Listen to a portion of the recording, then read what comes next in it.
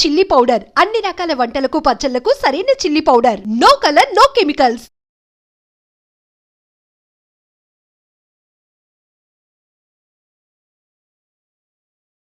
నమస్కారం అండి.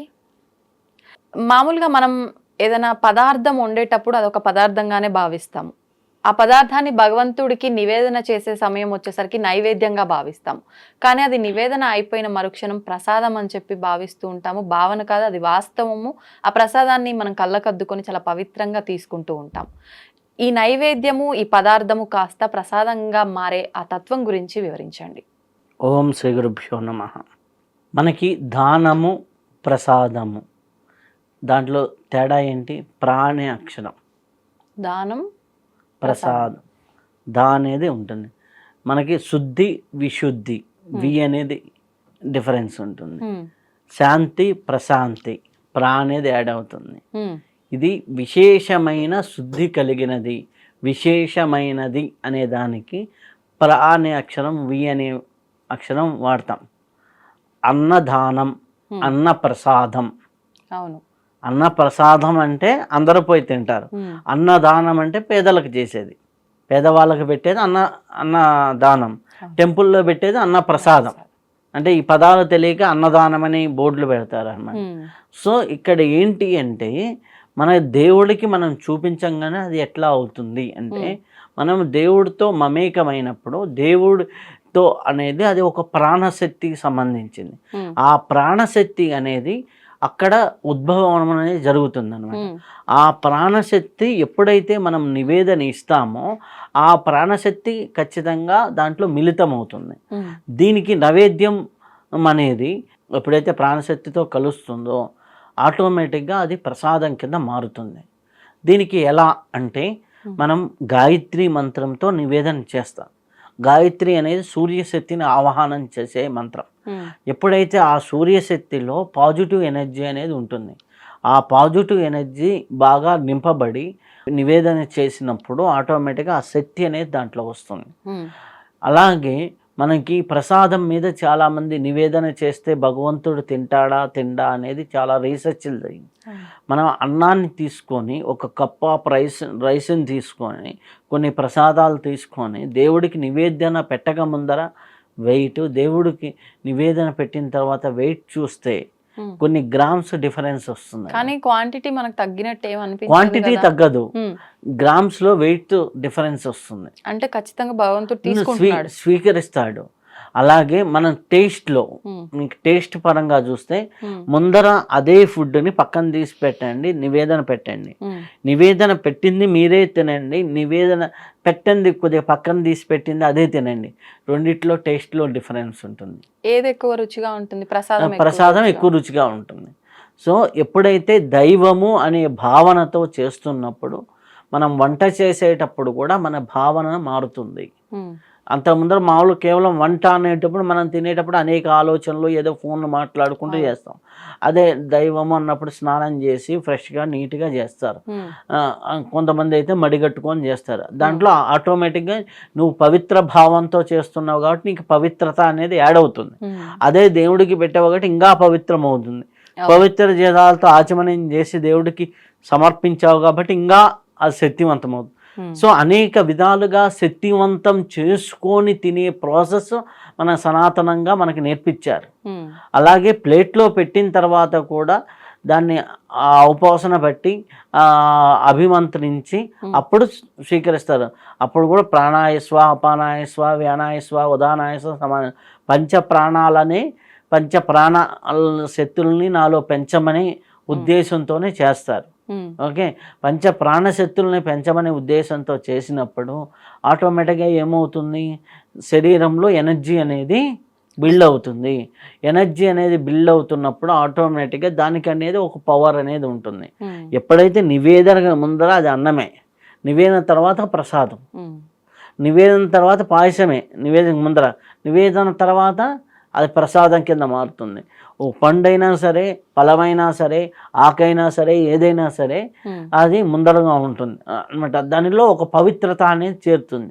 ఆ పవిత్రత దేనివల్ల వస్తుందంటే ఆ యూనివర్సల్ పవర్ అనేది ఆ ప్రాంతంలో ఒక దేవస్థానంలో ఉంది. ఆ దేవస్థానంలో యూనివర్సల్ పవర్ ఉంటుంది.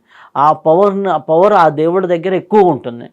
దానికి వేద మంత్రం తోడై, వేద శక్తి, యూనివర్సల్ శక్తి ఇవి మిళితమైనప్పుడు ఆటోమేటిక్గా దానికి శక్తి వస్తుంది. ఆ శక్తి ఆ భగవంతుడి దగ్గరే కాదు, అక్కడ పెట్టిన పదార్థాల్లో కూడా ఉంటుంది. ఆ పదార్థాల్లో ఆయన మీద అభిషేకించిన జలం తీర్థం అవుతుంది. ఆ తీర్థానికి ఎంతో పవిత్రత ఉంటుంది. కొంతమంది తీర్థం ఇవ్వంగానే వాళ్ళ హెల్త్ చెకప్ అయిన అంటే మారిన వాళ్ళు కూడా ఉంటారు. ఎందుకు మారిన దాంట్లో ప్రాణశక్తి వెళ్తుంది. ఆ ప్రాణశక్తి ఎంతో కొంత వాళ్ళలో కొంత చేంజెస్ అనేది వస్తూ ఉంటుంది ఆటోమేటిక్గా. మీకు ఎందుకు, నేను మొన్న ఒకరు నా దగ్గరికి ఒక డిఫరెంట్ కేసు వచ్చింది. ఆవిడ హ్యాపీగా ఉన్నారు, ఏ హెల్త్ ప్రాబ్లం లేదు, ఏది తిన్నా కానీ వామిటింగ్ అవుతుంది. అంటే కొద్దిగా ఇరిటేషన్ అనమాట లోపల, దాంతో వామిటింగ్ అవుతుంది. 68-69 కేజీల నుంచి 38 అండర్ వెయిట్లోకి వచ్చేసారు. 38 కేజీలు తక్కువ అయిపోయారు. ఎప్పుడైతే నేనేం చెప్పాను, దేవుడికి నివేదన పెట్టి ఇది దేవుడి ప్రసాదం, ఆ దేవుడికి నా శరీరంలో ఉన్న దేవుడికి నేను సమర్పిస్తున్నాను అనే భావంతో తినమని చెప్పా. అది ఎందుకు అలా ఏ పదార్థం తిన్నా ఇది నాలో ఉన్న భగవంతుడికి నేను సమర్పిస్తున్నాను అనే భావంతో తినమని చెప్పా.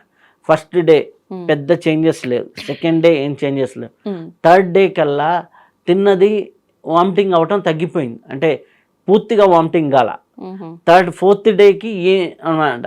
అట్లా 5th day 6th day 7th డేకి వచ్చేసరికి రోజుకి 4-5 సార్లు వామిటింగ్ అయ్యేది, తెలియకుండానే ఒక్కసారికి మారిపోయింది. అలా తెలియకుండా ఇప్పుడు 2 months అయింది. 38ది 41కి వచ్చింది, వెయిట్ గెయిన్ అయ్యారు. అంటే తింటం అనేది పెరిగింది అన్నమాట. తెలియకుండా ఫేస్ కానీ కొద్దిగా, అంటే ఈ వామిటింగ్ సెన్సేషన్ ఉండి వామిటింగ్ అవ్వడం వల్ల వెయిట్ తగ్గిపోయారు. అది 6 months 7 months నుంచో జరుగుతూ ఉంది ఆమెకి, 8 months నుంచి. కానీ అది ఏ డాక్టర్ దగ్గరికి వెళ్ళినా అది ఏదో టెంపరీ మెడిసిన్ ఇస్తున్నారు, అప్పుడప్పుడు ఉంటుంది, వీక్ అయ్యారని ఏదో సెలైన్స్ ఎక్కిస్తున్నారు అనమాట. సో ఎప్పుడైతే ఈ భావంతో తింటా మొదలు పెట్టిందో ఆటోమేటిక్గా ఒక 10 days కల్లా కొంత, అంటే 100% నేను చెప్పను, కొంత సెట్ అవ్వటం అనేది మొదలైంది. ఆ సెట్ అవ్వటం, ఫ్రూట్స్ తిన్నా, కొద్దిగా వంట పట్టడం అనేది అయ్యి ఒక 1 monthలో 2.5 kg పెరిగారనమాట. అంటే ఆటోమేటిక్గా అట్లా చేసుకుంటూ వెళ్తే ఇంకా డౌన్ అవ్వకుండా పెరుగుతూ ఉంటారు కదా, ముఖ్యంగా పెరుగుతూ ఉంటే ఆటోమేటిక్గా ఆమెకి ఎంత కావాలో అంత వెయిట్ వస్తుంది, బాగుంటుంది అనమాట. ఇట్లా మనం ఏదైనా సరే ప్రసాదంగా భావించినప్పుడు, ప్రసాదంగా స్వీకరించినప్పుడు ఆటోమేటిక్గా ఉంటుంది. ఇప్పుడు ఈ ప్రసాదం స్వీకరించేటప్పుడు కూడా నియమాలు ఏమైనా పాటించాలా? ఉదాహరణకు మనం వర్క్ చేసే దగ్గరే కావచ్చు, మన నేబర్సే కావచ్చు, వాళ్ళు ఏదైనా పూజ అది చేసుకున్నా, ఎక్కడైనా క్షేత్రాలకు వెళ్ళినా ప్రసాదం తీసుకొచ్చి పెట్టడం అనేది కామన్ గా. అంటే ప్రసాదంకి నియమాలు అంటే మనకి అంటు ముట్టు ఇవి జనరల్గా ఉండే నియమాలు ఉన్నాయి. దాంట్లో లేడీస్కి ఉండేటటువంటి ఇబ్బందుల వల్ల వాళ్ళు ఆ టైంలో తీసుకోకుండా ఉంటే మంచిది. అదనమాట, వద్దులేండి అని చెప్పేసి సింపుల్గా అయిపోతుంది. సో అలా అనమాట. తిరుపతి ప్రసాదం ఇంట్లో జనరల్గా ఆఫీసులో ఇచ్చినప్పుడు వద్దులేండి అంటే అయిపోయాయి, సింపుల్. అది అంటే మనం కమ్యూనికేషన్ చేసే విధానాన్ని బట్టి ఉంటుంది. ఇప్పుడు ఒకవేళ నాన్ వెజ్ ఫుడ్ తిన్న సందర్భంలో ఎవరైనా ప్రసాదం ఇస్తే తీసుకోవచ్చా, తీసుకోకూడదా?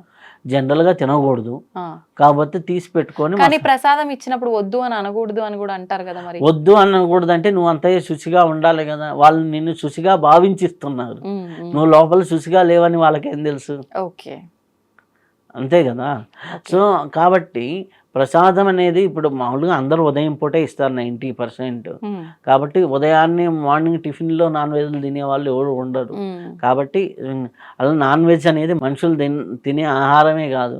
నాన్ వెజ్ ఎవరు తినేవాళ్ళు అంటే రాక్షస కూరలు ఉన్న వాళ్ళు మాత్రమే తినాలి. మనిషికి ఆహారం నాన్ వెజ్ కాదు, శాకాహారం సస్యాహారం మాత్రమే మనిషికి ఆహారం.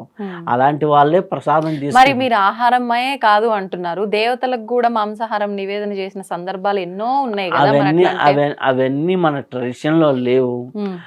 మధ్యలో ఇవన్నీ ఆపాదించబడ్డాయి మాత్రమే. ఇప్పుడు బలులు కానీ ఇవి కానీ మనకి కూష్మాండ బలి ఉంది, దేవతలకు బలులు ఇవ్వమని ఎక్కడా లేదు. కాబట్టి ఇవన్నీ ఏంటంటే మధ్య మధ్యలో ఒక్కొక్కడు వాళ్ళ చేదస్థాల ఆధారంగా వాళ్ళ మూఢనమ్మకాల ఆధారంగా చేసినాయి. ఇంకొకటి అనమాట, ఇప్పుడు చాలా డిబేట్లో కూడా చేస్తారు ఏంటంటే దేవుడి దగ్గర ఒక ఏదన్నా చిన్నది జరిగింది అనుకోండి, అబ్బా ఇన్ని చనిపోతున్నాయంట, వాళ్ళు వీధి పక్కన ఉన్న మటన్ షాపులో ఎన్ని నరుకుతున్నారు రోజు అంటే లెక్కలేవు. అర్థమైందా? ఇవన్నీ కూడా ఆలోచిస్తే చాలా క్రూషియల్ పాయింట్స్ అనమాట. కాకపోతే ఏంటి అంటే ఒకటి, పూర్వకాలంలో చేసేదాన్ని చాలా శాస్త్రబద్ధంగా చేసేవాళ్ళు. దాన్ని ఏం చేశారంటే రాను ఆ శాస్త్రబద్ధత లేకుండా కొంతమంది విద్యావంతులు అంటే ఆచార వ్యవహారాలపైన గ్రిప్పు లేని వాళ్ళ వల్ల కొన్ని జరుగుతున్నాయి. కానీ జనరల్గా అయితే అదేమీ లేదు. అమ్మవారికి ఎక్కడా కూడా ఇవ్వరు. వాళ్ళకేంది గుమ్మడికాయ బలి, కూష్మాండం అంటారు, నిమ్మకాయలు, ఇటువంటివి మాత్రమే. ఆ శక్తి, అది కూడా ఆ శక్తి ఎక్కువ అవుతుంది కాబట్టి దాన్ని బ్యాలెన్స్ చేయడానికి అవి అడ్డం పెడతారు. అలాగే ప్రతిష్టలప్పుడే శక్తి ఎక్కువ వస్తుంది, అప్పుడు కేవలం ఆవును అడ్డంగా నిలబెడతారు. అర్థమైందా? సో ఇట్లాంటివన్నీ మనకేంటంటే ఉన్నాయి. కాకపోతే వీటినన్నిటినీ ఏంటంటే ఆచార వ్యవహారాలు ఎక్కడో తగులుకున్నాయి. ఆ తగిలిచ్చిన వాడిది తెలియాలి. కానీ ఇప్పుడు ఉంటుంది మనకి కొన్ని చోట్ల ఆచారం ఎట్లా ఉంటుంది అంటే, ఒక పూజారి చేసిన తప్పు ఒక ఊర్లో అంటే మామూలుగా మన శాస్త్రబద్ధంగా మనం చూసుకుంటే లగ్నంచ పాదగట్టంచ కంకణం పుస్తమే అంటే మామూలు పెళ్ళిలో జీలకా బెల్లం పెట్టిన తర్వాత కాళ్ళొక్కి కంకణం కట్టాలి అంటే ఈ ప్రాసెస్ అన్నమాట. అవన్నీ ఉంటాయి. కాకపోతే ఫస్ట్ మన శాస్త్రం శ్లోకబద్ధంగా చెప్పింది లగ్నం, జీలకా బెల్లం, కంకణం, ఆ తర్వాత ఎవడో రివర్స్ చేశాడు. ఇప్పుడు మనం పోయి ఇప్పుడు జీలకా బెల్లం పెట్టించి కంకణం కట్టితే మీకు తెలియదండి అని ఊర్లో అడిగే పరిస్థితి వచ్చేసింది. అంటే రివర్స్ అయిపోయింది. సో అది అలవాటులో వచ్చినటువంటి కొన్ని తేడాలు. కానీ ఫస్ట్ జీలకా బెల్లం పెట్టకుండా చేయి పట్టుకోవడం అర్హత లేదు అనేది శాస్త్రం చెప్పింది. అదేనా? ఇట్లా కొన్ని తేడాలు ఊరికి ప్రాంత ఆచారాలు ఇవన్నీ మారిపోతూ ఉంటాయి. ఎవరో అక్కడ ఉన్న పూజారులో పూర్వీకులు ఎవరో ఒకరు అది వాళ్ళకున్న అజ్ఞానము దానివల్ల చేసిన తప్పులు అవి ఆచారం కింద మారిపోతాయి. సో దాన్ని సరిచేసే వాళ్ళు కావాలి, దాన్ని సరిదిద్దే వాళ్ళు కావాలి. కాకపోతే ఏంటంటే ఇప్పుడు మన టాపిక్ ఏంది?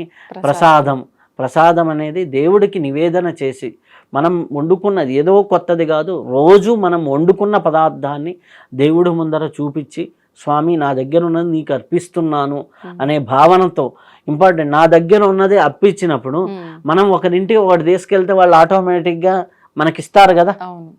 ఇప్పుడు సపోజ్ నువ్వు ఒకరింటికి గిఫ్ట్ తీసుకెళ్ళావు, వాళ్ళని పిలిచి భోజనం పెట్టావు, ఆటోమేటిక్గా వాళ్ళు ఏం చేస్తారు? నీకు ఇస్తారు కదా రివర్స్ గిఫ్ట్. నువ్వు నీకు ఉన్నదంతా భగవంతుడికి ఇచ్చినప్పుడు భగవంతుడు ఇవ్వదలుచుకుంటే ఎంత ఇస్తాడు? ఎంతో కొంత రిటర్న్ ఇవ్వాలి భగవంతుడు.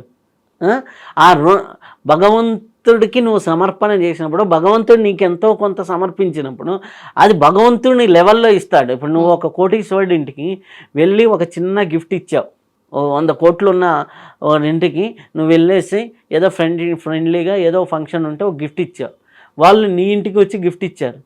ఏ స్థాయిలో తెస్తారు? వాళ్ళ స్థాయిలో తెస్తారు. అప్పుడు నీకేమవుతుంది? అది చాలా పెద్ద గిఫ్ట్ అవుతుంది.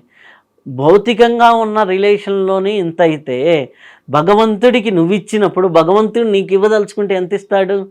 మనం లెక్క పెట్టలేము. ఇంకా అది ఆరోగ్యం కావచ్చు, ఆనందం కావచ్చు, సంతృప్తి కావచ్చు, సంబంధ బాంధవ్యాలు కావచ్చు, ఏదైనా కావచ్చు.